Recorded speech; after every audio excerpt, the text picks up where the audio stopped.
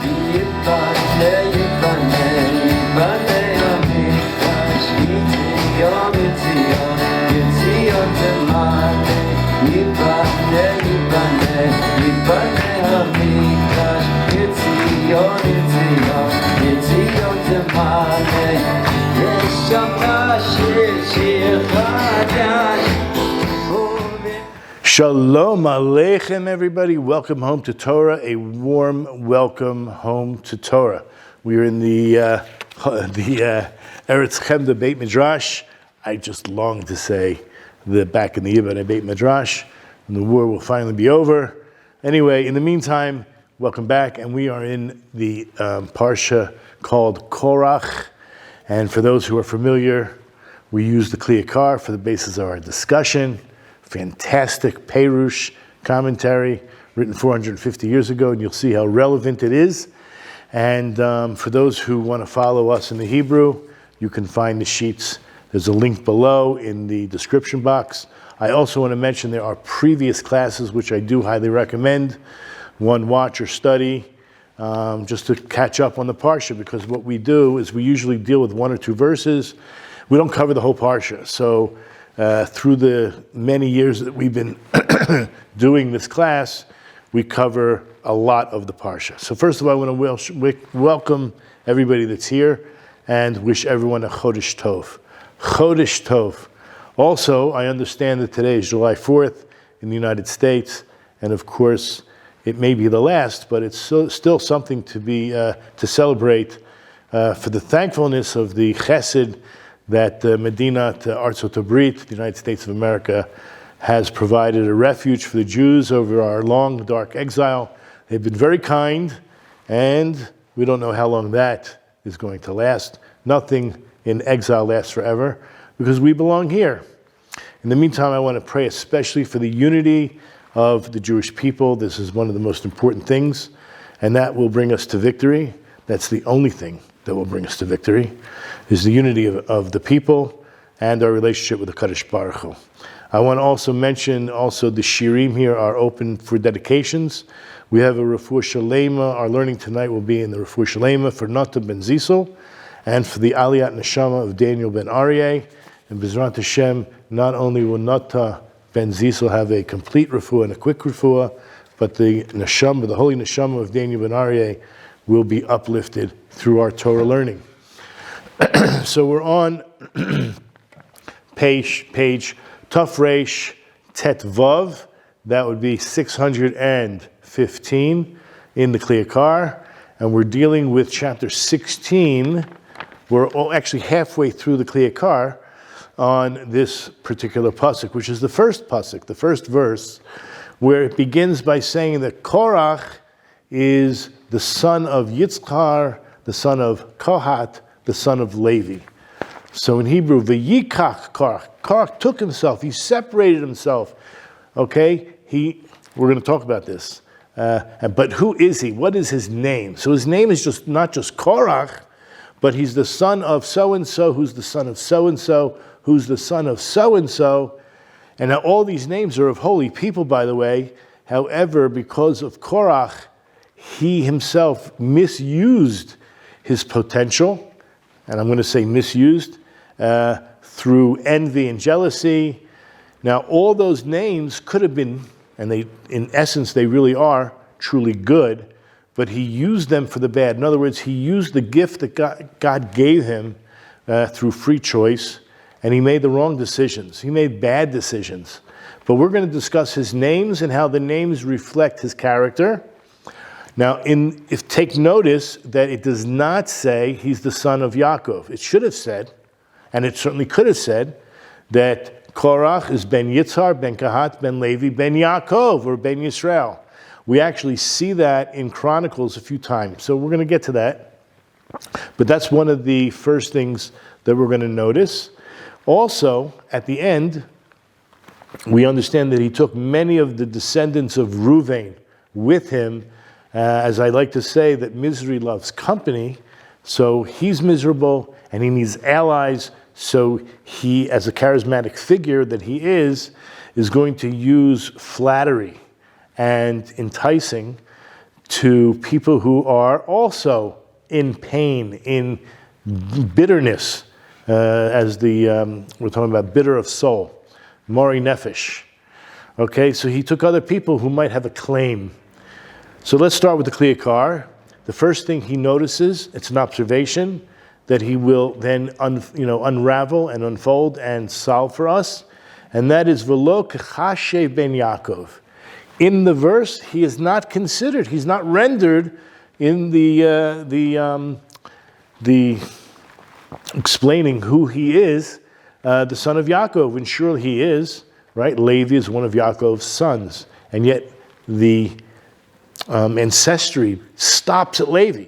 It does not continue to Yaakov. And the Yakar explains that Korach haya mechanif livnei Ruvain. He was enticing them. He was using flattery. He's actually quite a hypocrite. He says things, in many cases, a flatterer says things they don't mean. In this case, he probably did mean it though, so it was more of an enticing. Damra derech hanufa. This is what he said in a way of enticing or flattering. Ein ani mityaches achar avinu Yaakov. I, Korach, I myself don't feel attached and related to Yaakov, our forefather. And he's trying to entice the Bnei Ruvain, the children or the tribe of Ruvain. And he says so much as, Al yeh chelki imo. Can you imagine a Jew saying, I don't want any portion of Israel? I don't want a portion of Yaakov, my forefather? Because he is the one who took the firstborn status away from Ruvain, right? Because Ruvain was, let's just say it like this, we're not going to get into it, it's not today's topic, that he switched the beds of his father, and his father was not happy about that. So that was a sin, and also in the sale of Yaakov, there was a certain amount of responsibility there. Anyway, al kain gama pasuk eno miyachaso achrav. Therefore, the verse leaves Yaakov out. It doesn't relate to the fact that he also descends from Yaakov. Now, Chazal tell us in Gemara Sanhedrin. Now, you'll find this. The truth is, I want to read some of these Rashis to give you some background. So, in chapter 16, verse 1. So it mentions, and we're going to discuss this, that he attracted the heads of the Sanhedrin among them with amicable words. In other words, he used enticement. Also, keep in mind that it doesn't mention Yaakov, right? The verse does not mention that he's the son of Yaakov, because Yaakov actually prayed, and we're going to see this too, not to be mentioned in connection with the quarrel. With what quarrel? With the quarrel of, we're going to call it the Maklokis of Korach with Moshe Rabbeinu. And what did he say in 49:6, which I think you'll find in number 3 on the source sheet? B'sodam al tavo nafshi v'kahalam. That Yaakov prayed, and this was in the blessing to Shimon and Levi. Now, we just think usually of Levi in this case because of the quarrel that this Bnei Levi, Korach, had with Moshe. But also Yaakov prayed not to be involved with Zimri, with the, we're going to talk about it right now in that Rashi. There was the Midianite woman that was, right, the man from Shimon named Cosby, who was fornicating with a non-Jewish woman in public. And Pinchas comes and skewers them. So that's not for now, but he also prayed not to be involved in that incident as well. Okay, so back in that Rashi, which is very important. So, and where is his name mentioned in connection with Korach? In other words, how do we know? Of course we know that Korach is from Yaakov. So I mentioned in 1 Chronicles chapter 6, verse 22 as well as 23, the genealogy of Bnei Korach, right? Korach had sons who did tshuva and did not get swallowed up in the ground. They escaped from that tragedy. And they were, here it says in 1 Chronicles, where their genealogy is traced to the service of the Levites on the platform of the temple, where it says who they were: the sons of Korach, the son of Yitzhar, the son of Kohat, the son of Levi, and then it says the son of Israel, who is Yaakov. Also keep in mind what Rashi says is that the tribe of Reuven was in the south. In other words, not the south of Eretz Yisrael, but in the south of the encampment around the Machane Shechina. So in other words, the Leviim, the Kohanim were in the middle, but still they were divided by families. And so Reuven, which was the main, there were three tribes on the south, but Reuven was the main tribe on the south. And the closest one just north of them to the center in the Machane Shechina was Kohat. Okay, another thing, and I want to mention it now while we're in this Rashi, the very bottom it says, what did he do? What exactly did he do? He went out, this is Korach, he went out and he assembled 250 men. The truth is, he didn't just have 250. Then he took, as the Pasuk says, he took Dasan and Aviram and On ben Pelet. So he actually took 3 additional people. So the Rashi explains, these were men of Sanhedrin. So you just read that Rashi and you say, okay, they were important people, they might have been righteous, but so most of them were from the tribe of Reuven, particularly as neighbors. So why is this significant? We're going to see, okay? Hang in there, we're going to see. Go back into now the Yakar. We started, it's third line down, where we say, Chazal tell us in Gemara Sanhedrin, and this is in 109b. You can find this in source number 2. Let's read it the Hebrew first. So it says, what does it mean that Korach took? The Yikach Korach. What did he take? She'asa korcha ba'olam. So what I usually think of the word kerach is ice, that he made the world cold.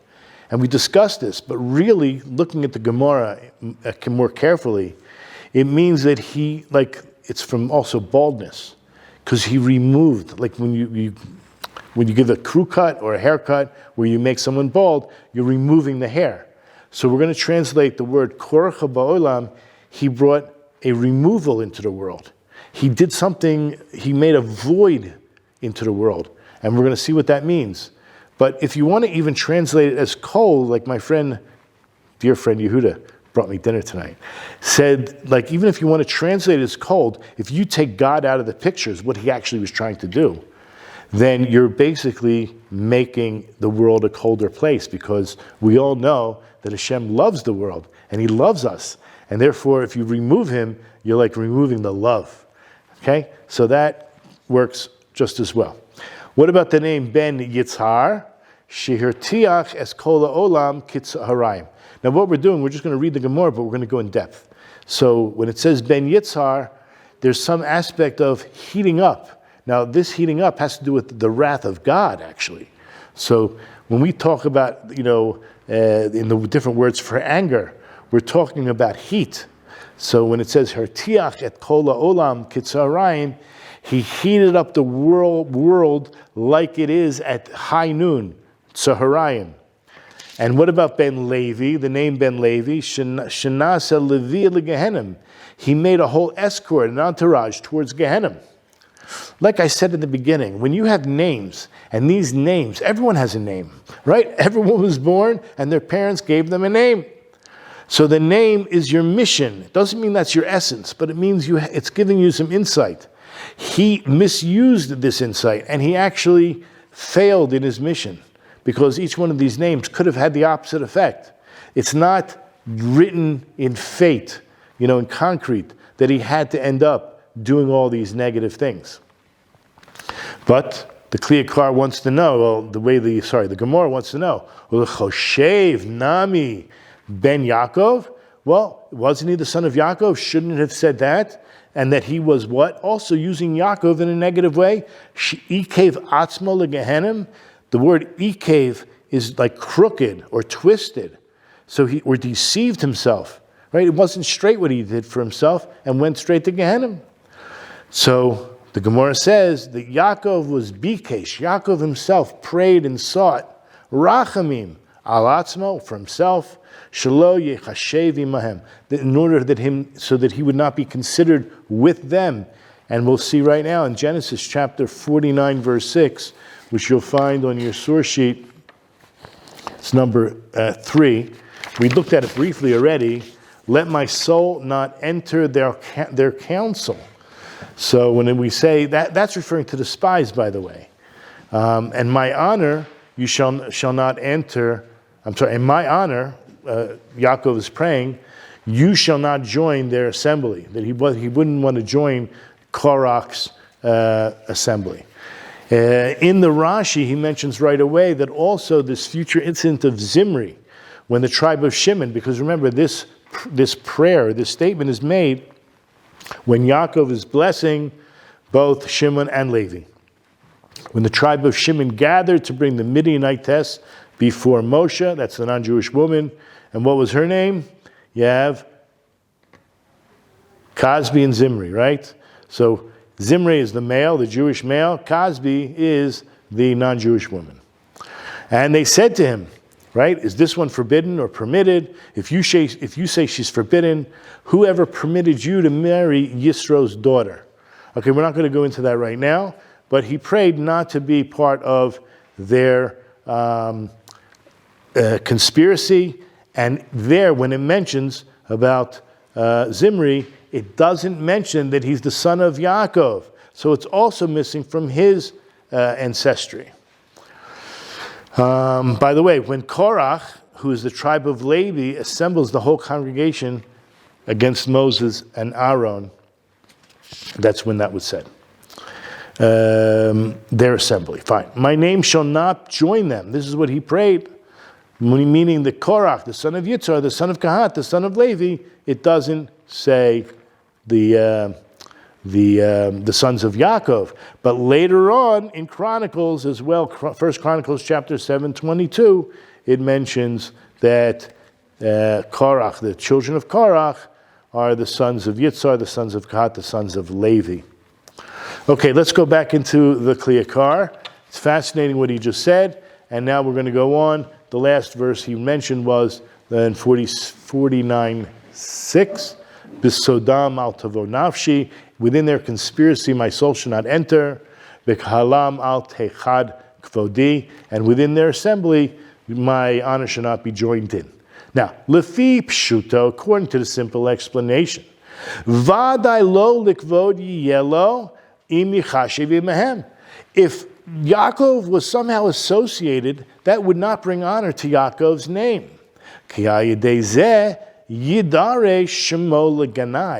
Because then people would, and we're going to discuss how it's possible, he would be accounted, his name would be accounted for a negative. In other words, his name would be dragged through the mud if his name was associated with all these things we just mentioned, such as, first of all, Shimon, tribe of Shimon, Zimri, with Korach, and even with the Meraglim. Okay, so here we go.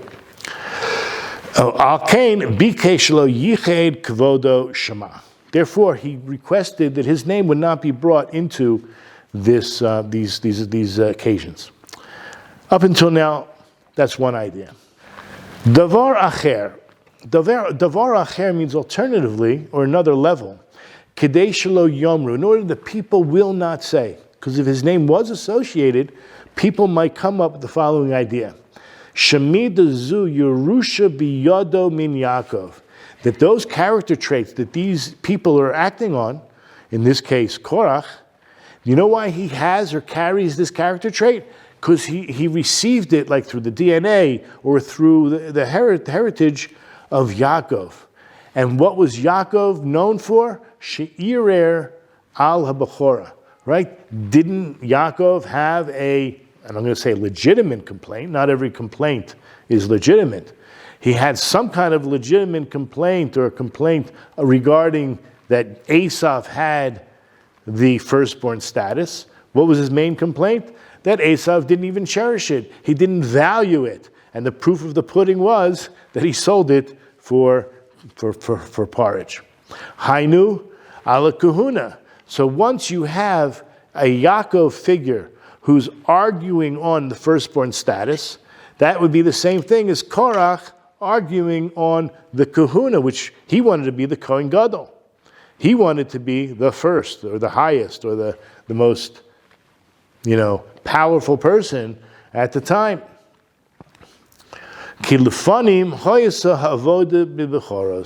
Because who had the status of serving in the temple before Aaron was chosen, before the tribe of Levi was chosen? It was the firstborn. Okay, so his claim was really similar to Yaakov. V'yomru shimimenu lamad Korach la'arer ala kahuna. And that what do we say? People would say that where did Korach learn this from? He received this idea from Yaakov to make a complaint on the kahuna. Now, we spoke in the Rashi about Zimri and Cosby. V'cheba masa Zimri. What would they say if Yaakov hadn't prayed that his name would not be associated also with the rebels within Shimon? Yomru, they'll say, Sheyerusha biyada min Yaakov, that they also received, right? At least Zimri and perhaps the people closest to him that egged him on, that they received this character trait, this negative character trait from Yaakov, Sholachach shtei achiot, that he married. He took 2 sisters to be wives. Now, according to the Torah, I don't know how immoral, but it's certainly forbidden. It's called incest. It's somehow forbidden for a man to marry 2 sisters at the same time, right? Okay, so what do you have here? That we're just going to call it sexual immorality. So since they could look back and say, our forefather Yaakov, he violated the Torah in a sexual manner that was deviant from the Torah, so too, Zimri, people would say that Zimri inherited such bad character traits from Yaakov. So Yaakov didn't want his name associated with Zimri.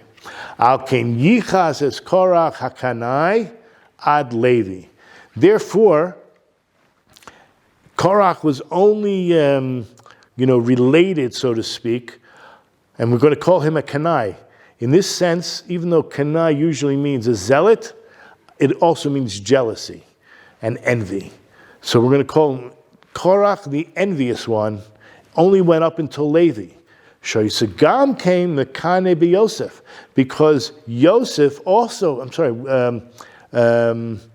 Levi also had some aspect of jealousy towards Yosef. In what way? So number one, he was part of the conspiracy to sell Yosef. He was part of the conspiracy of speaking Lashon Hara against Yosef. So he was, on some level, envious of Yosef. So that's how far it goes. The jealous Korach, the ancestry goes up until Levi, because there is some aspect of that bad character coming into Korach from Levi, according to the way the Yakar is explaining it. And this is just the first paragraph. He says, up until now, you have to understand that everything we said, this whole statement, really requires clarification. Because the first thing we said was that he brought karcha into the world. So what is the karcha? What is this hidden thing, or this cold nature that he brought into the world? And also another question was, how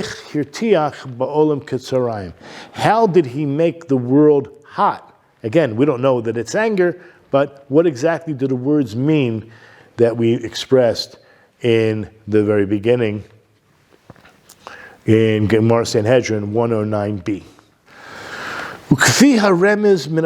According to the hint that's within the verse itself, Zulat Maimar Shel Gemara, aside from the statement that we mentioned, the Gemara had mentioned, Hayamakam Lefaresh Hashemos, there is place or space to explain the names, each one of these names, B'derech Acher, in a unique or separate way, or even a different way than we just mentioned above. V'hu Mikra vadai eno yoyse midei pshuto. First of all, we have to know when we're darshaning, when we're learning a verse on deeper levels, you never escape the actual, I'm going to call it the pashut meaning. the actual words themselves and what they mean on a very simple, straightforward way. V'hashemos k'pshutam, right? You have to at least explain them as they are, without, you know what I mean? Even though you're going to go deeper, we don't allude and say the other simple pshat does not exist. It still has to exist. But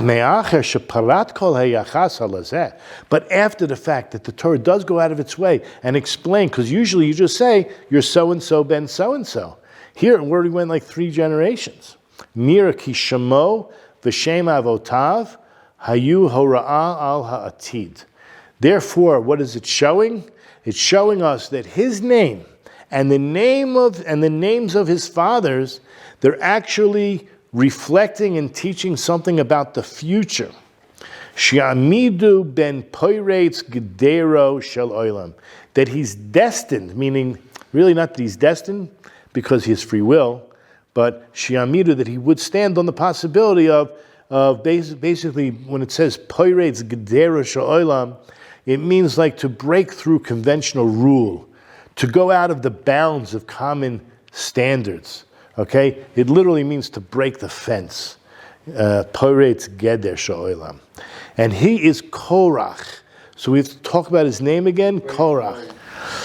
V'hu Korach ki hashemos meramzim al ta'anotav v'al machlukto. Okay, so what we're saying here is the word Korach, right? Then that's his name. And all the names that we mentioned actually hint about his very claim and his arguments. Like, for example, Korach. It's Lashon Karachat Seyar. And that's why I think it's better to use the word removal, right? There was a removal of hair. And we're going to learn in Gemara, Sanhedrin 110a. You'll see this number 4 in the source sheet. It's just really one line in the middle that I underlined, that his wife, Korach's wife, was basically egging him on to go against Moshe, as opposed to On ben Pelet, whose wife did everything to get him out of this dilemma. So she said, look, what are you going to gain? You're giving everything over to this guy. And not only that, if he shears your hair, that's what happened to all Levium when they were going through an inauguration process. So he's going to shear your hair. He waves you around as if you are an excrement. In other words, he's really not treating you very nicely. This is what she says to him. And it's though he set his sights on your hair, he wishes you to be shaven and unsightly. So this is the perfect evil wife, right? The wife you don't want. So she was egging him on. And that's what it means in the 5th line down. In the Yakar, v'ol gazaz l'chu l'mazaychu u'mitlal b'chu. What was she doing? She was saying shemitzachik bechem, that she's telling her husband that Moses is fooling around with you. Shemitzachik bechem al sha'aseschem kereach min hasaros, that he's going to shave you. Not only are you going to look funny, you're going to have no eyebrows. You're going to have no hair on your arms. You're completely shaven. And you're going to look like a fool. Nimsa, so what comes out? Shalokak lo ze latana neged Moshe. He actually took this claim that his wife gave her when he approaches Moses. Masha asa leviim kerachim. Right? His claim was, you did this to Leviim, you're going to do this to us. And then we move on because it says Ben Yitzhar, right? He's also the son of Yitzhar. And, as my friend Yehuda also mentioned, that it's the Lashon of Shemin. Usually, I looked it up, we know it means like a window, it means light, right? It means clarity, it means brightness. But what's the fuel? The fuel behind it is Shemin. And wait till you hear this. We already mentioned, right, in the Rashi, that there were 250 people that he took along with him, plus 3. It's important. Listen to what... And what did he want? He wanted the kahuna. He was looking forward to being the Kohen Gadol, the high priest. Shechalach al kahuna. So what was his main argument? On the priesthood itself. Al asher yatzak al rosh Aaron shemen mishcha. Now, when Aaron was inaugurated as the high priest, they poured oil on him. called anointing oil, Shemen HaMishcha. And how was the Shemen HaMishcha made? Look at number 5 on the source sheet. It's Exodus chapter 30, verse 23. And Moses tells them, you should take for yourselves the spices of the finest sort, of pure myrrh, 500 shekel, and on and on and on. And at some point, you take half of it. You have to split it in half. What's half of 500? It's easy math, 250. Okay? So that was a hint to this idea. Just look in the Hebrew, turn the page to number 3 on the top. Chamesh miyos, that's the 500, and to split it in half, mechatzito chamishim u'matayim. So you have 250, which is half. So again, what was the question? Why did he bring? Well, why is he called Ben Yitzhar? It refers to the shemen, of which was his own claim on the kahuna, and it involved making something that weighed 500, splitting it in half to 250. Now, there is a period, and he goes on, he says, Afal pi sheyesh omrim. Nevertheless, you have to know, there's another opinion why this number, 250, Shalakach mispar zeh, the reason he took 250 people with him, Kedei sheyale esrim u'shlosha lekol shevet, in order to have, remember, there's only 11 shvatim, there's only 11 tribes. Levi was not counted in this. So you have 11 tribes. He took 23 people from each tribe, which means, let's do the simple math, 23 times 11 is 253. How many people did he take? 250. He already had 3. So look at the Yakar again. 4 lines up from the bottom. Kemispar sin hedre katana. Enough to have the number for the small Sanhedrin. A large Sanhedrin is 70, 71. The small Sanhedrin is 23. And then when you take those other 3 into account, which you have Das and Aviram and On, so now you have 253. Chutz mishevet Levi. Of course, you have to exclude Shevet Levi. Loya ish mi beinehem. Except for Korach, you had nobody else. Mikol makom lefi darkenu nocho lomar. Now, according to the way we've been saying, you're able to say the following: Shalakach Korach mispar zeh. The reason he took this number, lomar ilu b'nei hayitzar asher ruyin liyot nimshak b'shemen hamishka, that if he's from his father's tribe, from his father's house, that is, if it's Ben Yitzhar who would be fit to have been anointed with this special anointing oil, which was half mechatzito chamishum l'sayim, kamo shenimshach bo Aaron, just like Aaron was anointed. He's claiming he should have been anointed with that same oil that was only the weight of 250, and that's why he took 250 people. Now, why is he called Ben Kahat? So there's a language in the pasuk. The pasuk is in Genesis 49:10. In 49:10, the word kahat has a connotation of a gathering. It's a verb as well as a noun. So let's see, in this case, it is let's see. It says here in Genesis 49:10, it's number 6 on the sheet, the scepter shall not depart from Yehuda, nor the student of the law from between his feet, until Mashiach comes, till Shiloh comes. And then it says, and to him will be a gathering of peoples. Lo, velo, to him, yikahat shall be gathered, or it's either a noun or a verb, amim, all these peoples. Rashi says it clearly, that's what it is, and therefore we're discussing that word. His name is Ben Kahat, and Kahat means a gathering. V'uloshen asifa v'hakehel. You're on the right page. So asifa means a gathering, and a v'haka means a gathering, an assembly. Kihu asafam, he is the one who gathered them. He caused them to gather. V'rucho, you see the page? V'rucho kivtzam. It was through his own spirit or charisma that gathered them.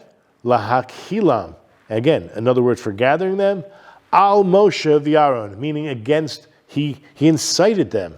He used his flattery and convinced them, his charisma, to go against Moshe and Aaron. And like it says in verse 3, you can see this in source number 13. It's Numbers chapter 16, verse 3. It says, they assembled against Moshe and Aaron. V'yikhalu al Moshe v'al Aaron. Against. So he was the one that caused that to happen. What about Ben Levi? That's the latter part of his name. Like Rashi explains in Parshas V'yetze. So V'yetze, that would be in Breshit 29:34. Where do we see that? It's number 7 on the source sheet. Genesis 69:34. So it says, and she conceived again and bore a son. She said, now, this time, my husband will be attached to me. Okay? Oto hapam yelave ishi elai. So there's something in the Rashi I wanted to show you. It is, make sure I turn the page. It's at the, okay, turn the page to source number 7, but it's on page 4. You see it? Yehuda? Yeah. There's an Agadic Midrash in Deuteronomy Rabbah and Devarim Rabbah, which relates how the Holy One, blessed be He, sent Gabriel, an angel, and he brought Levi before him. So first of all, the very fact that it says, lo, and he named her. Who's he that named her? Was it Yaakov? That named him? That named him Levi? So it's interesting because that would make a difference in the English translation if you put a capital H or a small h. So if it was Hashem himself. So it says there's an Agadic Midrash in Devarim Rabbah where Hashem had sent Gabriel and brought Levi before him, and it was he, capital H-E, who gave him his name, and along with that, he gave him these future 24 priestly gifts, which will then accompany Levi. In other words, the word Yilaveh is, or Levehu, is to associate like an entourage, or to associate and carry, like we use for the name of a funeral. Therefore, his name is Levi. Very important to notice, because that's what the Yakar is saying, like Rashi explains over there, Shenikra Levi al Shem Shalivohu b'matanot, that he was associated with these 24 gifts. Gam hamatanos lochach lo Korach latanin neged Aaron. Now it was these gifts that Korach took when he made this complaint against Aaron, like it's mentioned in the Yilkut, and you'll find this number 8 on the source sheet. So we have the famous verse in Psalms, the first verse in all of Tehillim, Moshav leitzim lo yashav, right? Amongst the people who mock, don't sit with them. The Yalkut explains this is talking about Korach, who was mocking Moshe and Aaron. And here is the story of the mockery. So Korach says to them, listen, I have an old lady who is a widow. She's in my neighborhood. She has 2 orphan daughters. You know what? She only owns 1 field. You know, she comes to plow it, and Moses comes over to her and says, you know, you can't plow together an ox and a donkey. It's against the law. It's against the Torah. Okay, so now she's messed up with the plowing. Then she comes to sow it, and Moses says, you know, you can't plant this seed and that seed together. Right? That's kilayim. Okay, now it comes to harvest, and Moses says, you know, there's all these mitzvahs. You have to leave the leket, the shikha, and the peah. You have to leave all these parts of the to the poor. So then she comes to gather her produce, and Moses tells her, you know, you have to separate the tithes. So you know what? She accepts all these laws. She concedes to all his demands. Now, she went ahead and sold the field. And what did she do? She bought 2 little sheep. And, you know, sheep grows wool. She wanted to wear the wool and enjoy the profits, perhaps the milk. Who knows? When they gave birth, Aaron came and said, hey, you have to give me your firstborn of the sheep. And just like it says in the Torah. Okay, you know what? She agreed, she gave him the sheep. Then, when the time came to shear the wool, so then Aaron says, you have to give me the first of your wool, as Hashem commanded. She says, I can't deal with this anymore. You know what I'm going to do? I'm going to slaughter my sheep. I'm going to eat them, and that'll be the end of it. Who's going to come to me then? And guess what? Aaron comes to her and says, you have to give me the forearm, the jaw, and the stomach, the gifts to the Kohanim. So she says, oh my God, even after I slaughter them, I'm not free from him. So you know what I'm going to do? I'm going to give it to the temple. I'm going to put it, cherem. And therefore it becomes temple property. And Aaron comes and says, now they're all mine, just as Hashem had commanded. And he took the sheep, he left the widow and her daughter in tears. Now the truth is, these are all halacha l'maisa. These are all the things that a Jewish owner of sheep has to do. So on a certain level, it's just reality. It just reminds me of something a anti-Semite from the New Testament, a Christian might try to say, by the Good Samaritan. See, the Jews are so cold, but when it came to a non-Jew, because that's the Samaritans, when the non-Jews, how nice and kind they are, where they would end up helping. But the truth is, this is the halacha. Of course, there's Rachmanut, but I think that we're talking about a parable for a reason. Let's not take it out of context. This probably would never have happened. People would explain to her how it's done and help the woman to get on. And, you know what I mean? That's what Jews do. We help each other. You want to do mitzvahs? We'll help you. Okay? You don't have enough money? We'll help you. No problem. So let's move on. So in the Hebrew, the simple explanation, Ba'almana acha shahaya la keves, ba lagzoz, ba aron, venato reshit gzaz, agez. Okay, so that sums up the whole medrash here. Al kain ela noifa lashon lekicha. Therefore, this whole idea that he took, that's Korach took, he took this as his complaint, what you're taking. He also wanted to take. Ki kulam lokach lo latana l'chazik machlakto. This, all of them, he took for himself in his complaint to strengthen his argument against Moshe and Aaron. However, Amnam, Lefima Shamasik Midrash, according to what is quoted in the Midrash, it says Korach, we said it was also Korach Ba'olam, that he created a void in the world. Nira, it seems, Shadat Balimidrash Zulomar, that the author of the Midrash wants to get across this idea, Shekorach Halach Al Metzias Hashem Yisbrach, that Korach is actually arguing on the essence of God, on the existence of God. Like it says, now the idea is that he's going to bring proof that the words arguing against God were used. For example, in source number 9, in 27:3, look in source Numbers 27:3, the women, Tzolafchad, the daughters of Tzolafchad, they basically said, look, our father died because of his own sin, and he didn't join the group that gathered together against the Lord in Korach's assembly. So in the Hebrew is Noadim al Hashem. They gathered together against Hashem.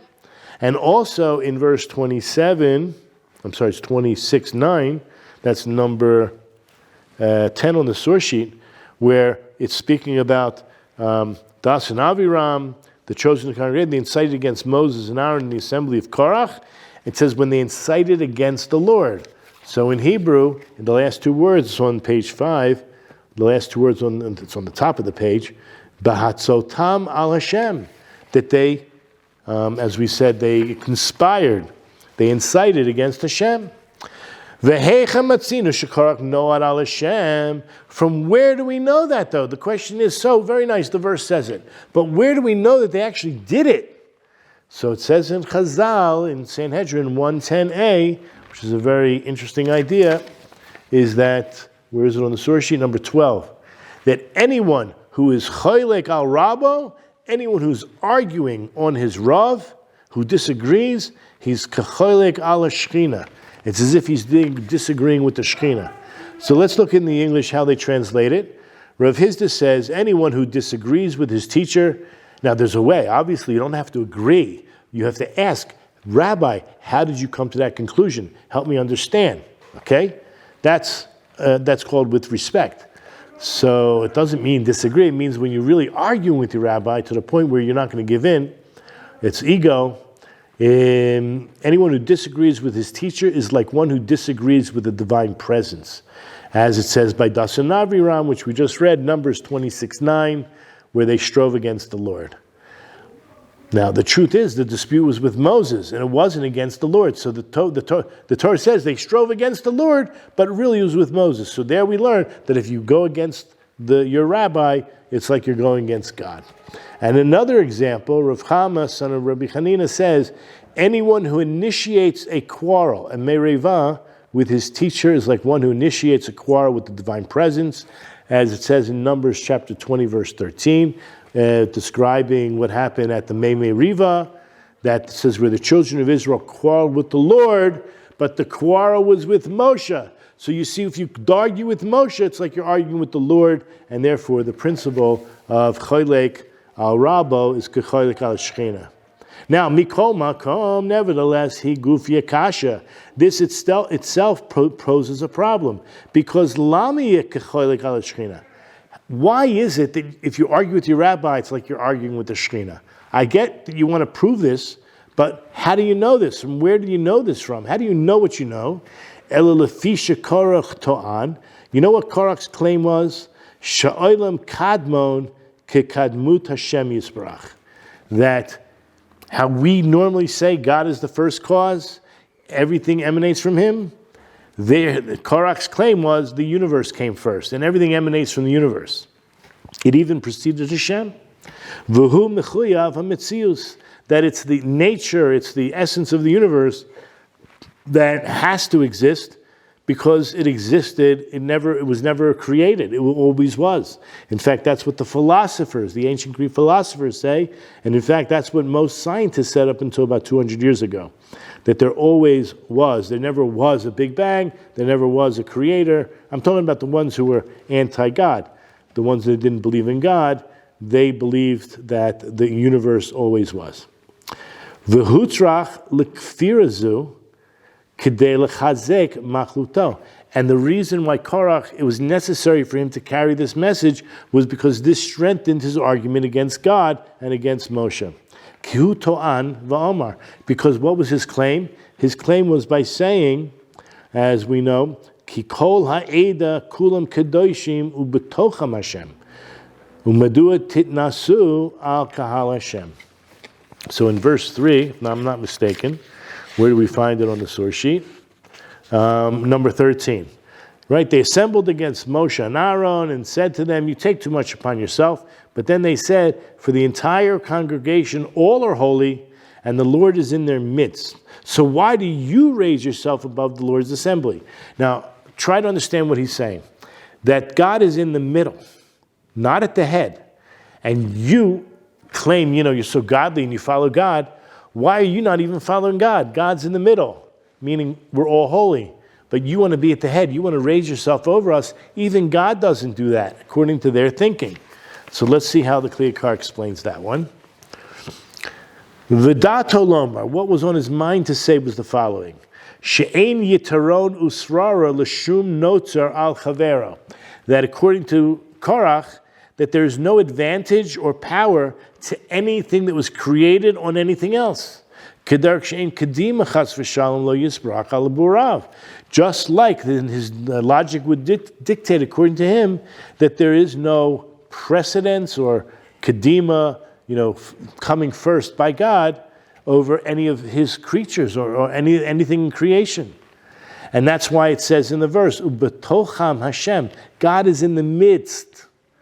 V'hayaroiliot Hashem berosham.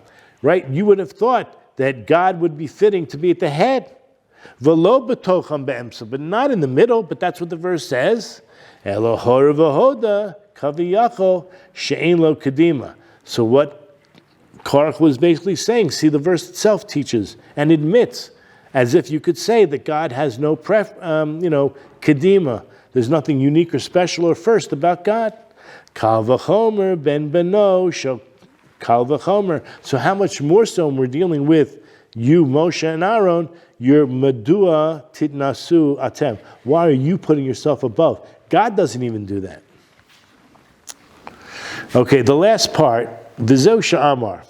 It says that Moses, right? Moses says to them, Boker v'yoda Hashem et asher lo. Right? In the morning, God will make known. Look at number 14 on the source sheet. It's chapter 16, verse 5. It says, he spoke to Korach and to all his company, saying, in the morning, the Lord will make known who is his. In other words, in the morning, that's what we're going to focus on. God will then make known, right? It's going to either open the mouth of the earth and they're all going to die, but God will make known. It's going to be clear in the morning who is the Kohen Gadol and who is not. Okay, Boker v'yoda Hashem et asher lo. Maybe we should look at the Rashi on that real quick. In number 14, Midrashic interpretation, it says in the morning. Not tomorrow, the morning. Why is it could have said, because there's a few times it says in the morning. I'm sorry, it says tomorrow. But here it says the morning. So Moses was saying to Korach that Hashem assigned boundaries to his world. See, you want to remove God from the picture. You can't. There's too much order in the universe. He assigned boundaries to his world. And as if Moses says to him, are you able to transfer morning into evening? Can you switch nature? How is it possible? How is it possible for you to undo this? Right? It says in the Torah there was evening and there was morning. And God separated.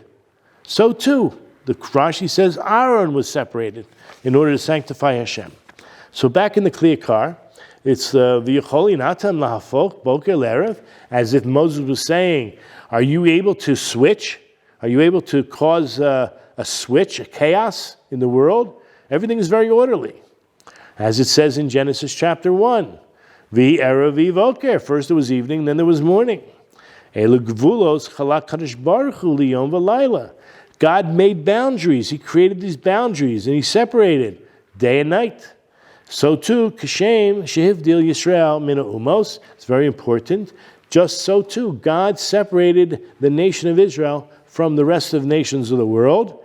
Kach Hivdil Es Aaron, so too he separated Aaron. This is Moses' statement when he says in the morning. Now we don't understand it yet. He says, V'kol maskil yishtoime malamara. Anyone who is intelligent will be confused or be in wonder regarding this illustration. Ma inyan mare ha'erev avoker lekan. What exactly is this illustration of evening and morning doing here? What do we have? Where did that come from? Ela lefi shekorach halach yikara dina. So you know what happened? The Yakar is claiming that what Korach is doing, he's actually arguing on the basic principles of reality, or the basis of reality, right? You have order, there's principle of law. By saying, Sha'olim kadmon, you know what? The world came first. That's what Korach's saying. Umara ha'erev hoker hakol b'mikra. It's unbelievable. What Korach is saying, that everything that happens is just by random, right? That's what I think, and I could be mistaken, the theory of evolution, according to Darwin, was that everything is b'mikra. Everything is called it's called random mutation, randomness, happenstance, accidental, freak accident.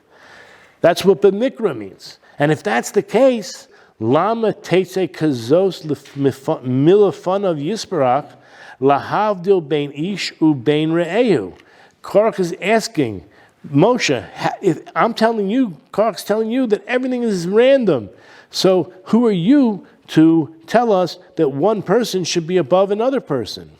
So Moses answers him, Moshe heishiv lo, mitun charaya. From your very complaint, from your very claim, there's the proof itself. And this is really should be underlined. Ki hamikra, right, that's called randomness. Lo yat means man rav.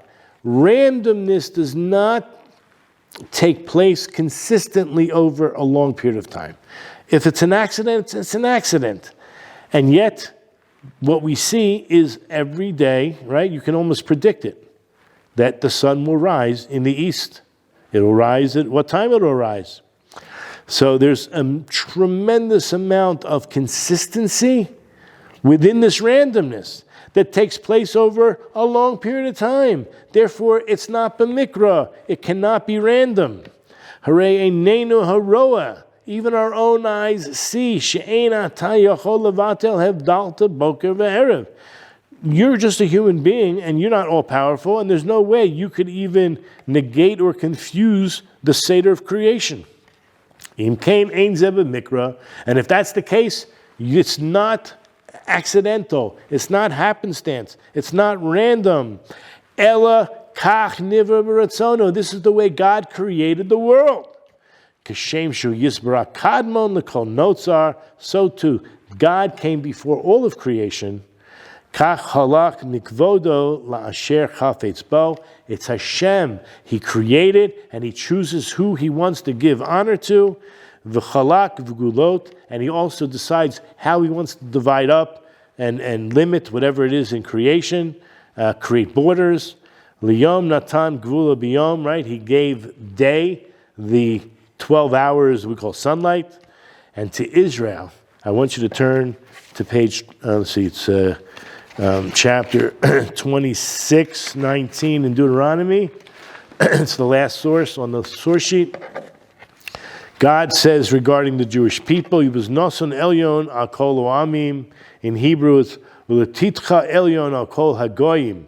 That God placed you supreme over all the nations. God separated you, the Jewish people, over all the nations, so that you may have a praise, a distinguished name, and glory, so you'll be holy people to the Lord your God as He spoke. And we see from there that it was Hashem who can do that. Kach natan b'ratzoni yisbrak gedula zul Aaron. Therefore, just like He can do that, He gave this special, unique status to Aaron, and that should be enough to basically shut up Korach. But this is what Moses responded to him. This is the response that we have to give people that we meet who want to argue with us. It says you have to know how to answer and not be chorus. You have to know their arguments. And this is one of the greatest arguments of the secular or of what they call the atheists today. And we have to know that most open-minded, scientific-minded, people actually come to the conclusion that there's just way too much order in this world that it could be random. Therefore, I think in college they call it the watch, like a watchmaker theory, that if you find a watch, there had to have been a watchmaker. It couldn't have just randomly fell in pieces from some asteroid, and these however 100 different pieces are just so synchronized that it's going to tell exactly the same time every minute of the day, right? A broken watch can tell the time twice a day correctly. But we're talking about a working watch, a watch that you found, that works, you know that someone made it. So too, you see the world, it's just amazing. You know that there is a creator. And B'ezrat Hashem will continue then next week's Parsha. Want to wish everyone, number one, Chodesh Tov. Happy 4th of July. It could be the last. Anyway, we want to wish everyone a good life, and we'll see you next week with B'ezrat Hashem. Yiboneh,